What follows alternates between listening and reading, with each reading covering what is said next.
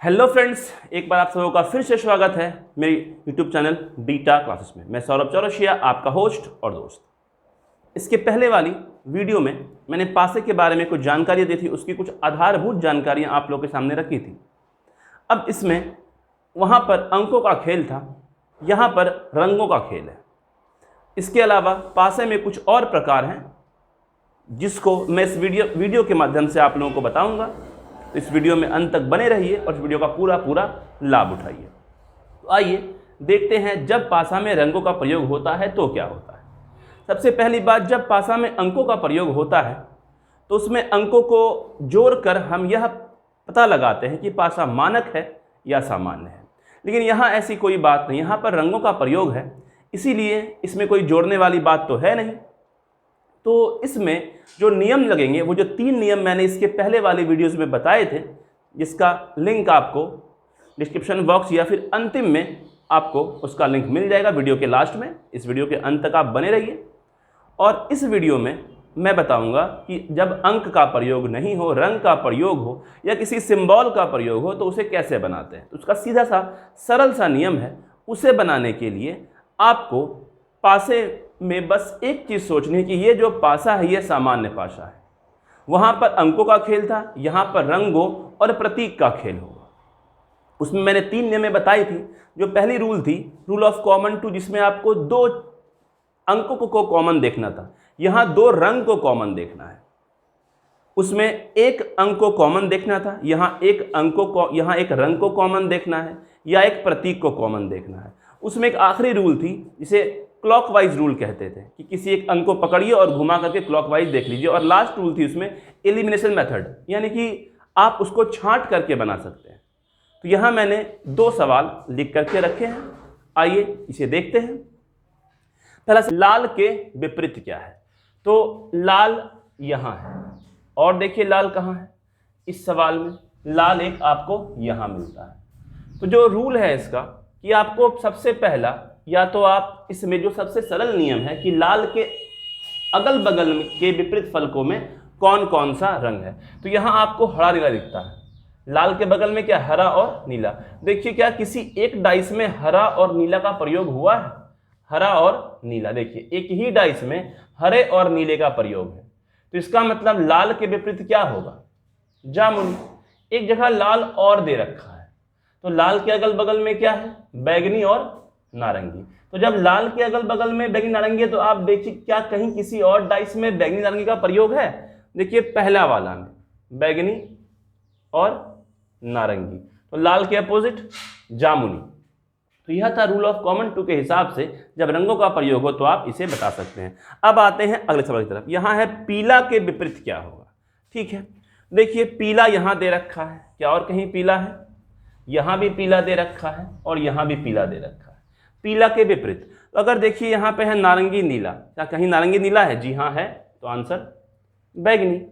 अब देखिए इसके हिसाब से वैसे आंसर बैगनी आ चुका है, पर और देखते हैं, नीला लाल कहीं पे और एक ही में जिसमें लाल और नीला दोनों हो, जी नहीं, ऐसा नहीं है। यहाँ गुलाबी लाल, किसी एक में जिसमें गुलाबी लाल हो, जी नहीं। तो अब ये तो एक रूल हुआ, इसे हम एलिमिनेशन के माध्यम से भी बना सकते हैं। अगर विकल्प आपको दिए रहें तो एलिमिनेट करके भी इसे बनाया जा, क्योंकि विकल्प तो 4 ही रहेंगे। जिसे समझने के लिए अब एलिमिनेशन मेथड क्या है, मान लीजिए पीला के पूछा है विपरीत क्या होगा। तो पीला के विपरीत तो कभी पीला तो होगा नहीं, क्योंकि बगल में नारंगी है तो नारंगी भी होगी नहीं, बगल में नीला है तो नीला भी होगा नहीं। यहाँ पर भी पीला है तो बगल में, पीला के बगल में नीला है, नीला तो होगा नहीं, लाल भी नहीं होगा। अब यहाँ आते हैं, पीला के बगल में लाल है और गुलाबी है, लाल तो होगा नहीं, गुलाबी भी नहीं होगा। देखिए यहाँ 5 रंग जो हैं इस पीले के विपरीत नहीं हो सकते हैं, तो एक डाइस में 6 ही रंग आ सकते हैं।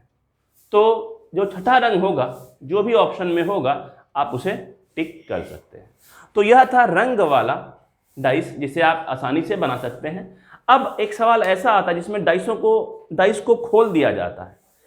डाइस अभी बंद है, अब आगे जो मैं बताऊंगा उसमें डाइसों को खोल करके बताऊं कि डाइस अगर खुला हुआ रहे उसके बाद आपसे पूछा जाए कि इसके विपरीत क्या होगा, तो आप उसे बता सकते हैं। बस इस वीडियो में अंत तक बने रहिए और इसका पूरा लाभ उठाइए। आइए देखते हैं इसके आगे क्या है। तो आइए देखते हैं, पासा जब खुले रूप में हो, यानी जब पासा की 6 फलकों को खोल दिया जाए। तो यहाँ पर मैंने 4 तस्वीरें बनाकर रखी हैं जिसमें पासा को पूरी तरह से खोल दिया गया है। तो देखते हैं इन तस्वीरों को। किसी भी पासे में 6 फलक होते हैं, उस पर 1 से लेकर 6 अंकों का प्रयोग किया जाता है।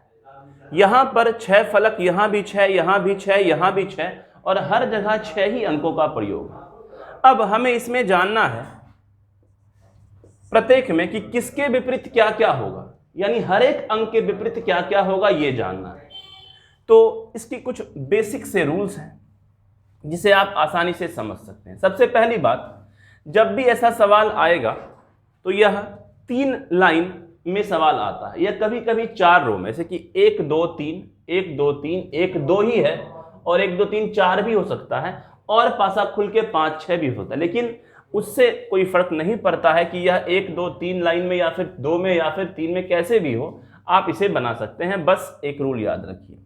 सबसे पहली बात, अगर यहाँ समझने के लिए हम एक चीज बताएं कि अगर आपको कहा जाए 1 के विपरीत क्या होगा, इस तस्वीर में 1 के विपरीत, तो अगर रूल को किनारे रखकर इसे हम समझाएं तो देखिए 1 से सटा हुआ कौन कौन, यानी 1 से किसी भी तरह से जो संबंधित है। कहने का मतलब है कि 1 के जो अगल बगल में है, तो 1 के बगल में देखिए 2 इससे पूरी तरह इससे सटा हुआ, यानी कि अगर इस डाइस को हम अगर बंद करना चाहेंगे, इस डाइस को अगर, तो यहाँ 1 ऊपर है और 2 ठीक इससे सटा है, यानी 2 इधर आएगा और 2 के इधर फटा हुआ है 5, तो यानी 5 इधर आएगा।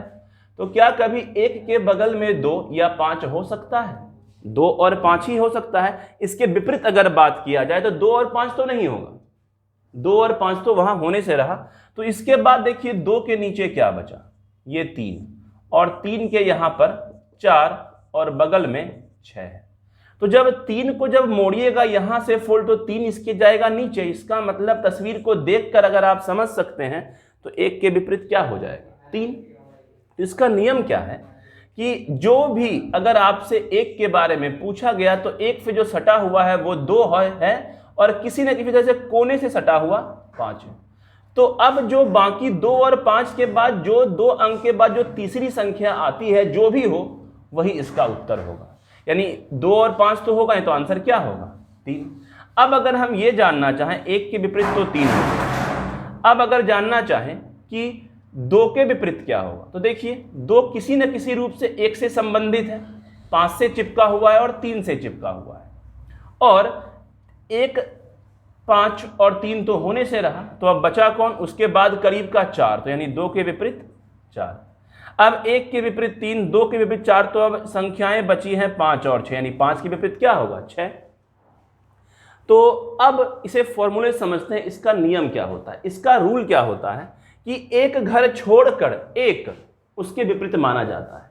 जैसे कि अगर ये एक लाइन है तो देखिए एक घर छोड़कर एक कहने का मतलब है 1 के विपरीत 3 है। अगर एक ही रो में संख्याएं होनी चाहिए तो एक घर छोड़कर एक इसका उत्तर होता है। तो 1 के विपरीत 3, तो 2 के विपरीत क्या होगा, एक घर छोड़ करके 4।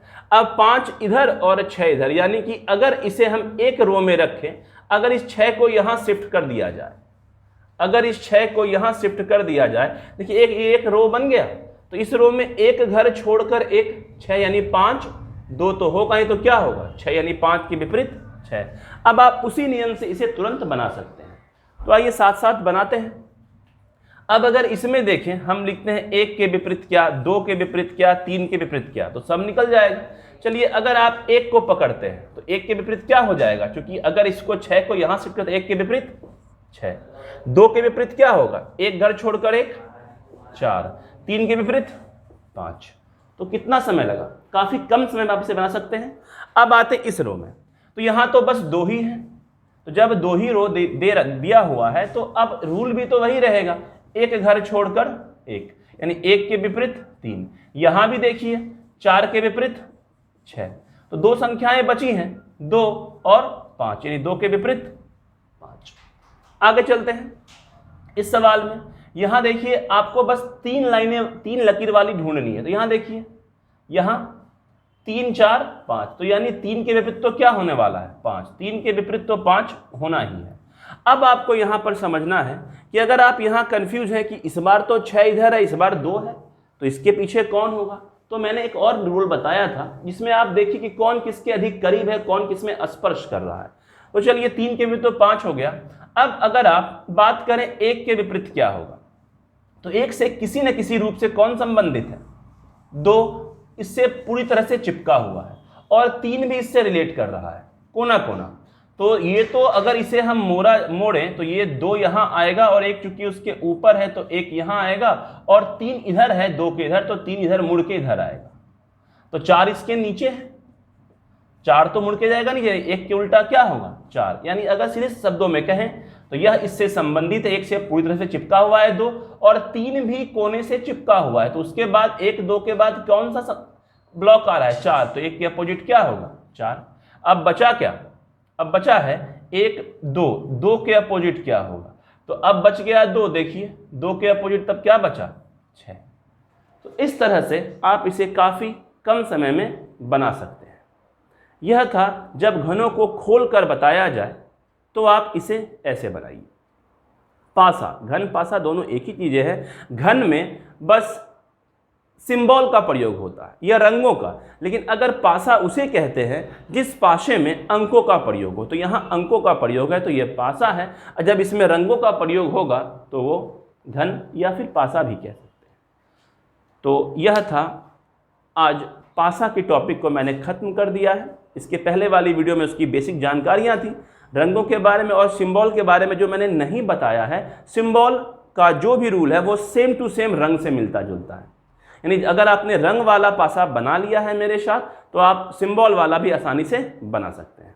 तो इस 2 वीडियो के माध्यम से मैंने पासे को ख़त्म कर दिया है। कुछ और अगर टिपिकल चीज़ें होंगी तो मैं उसे आगे बताऊंगा सिंबल वाला। आज के लिए इतना ही, विषय सब अगले वीडियो में। आपका दिन शुभ हो। जय हिंद, जय भारत।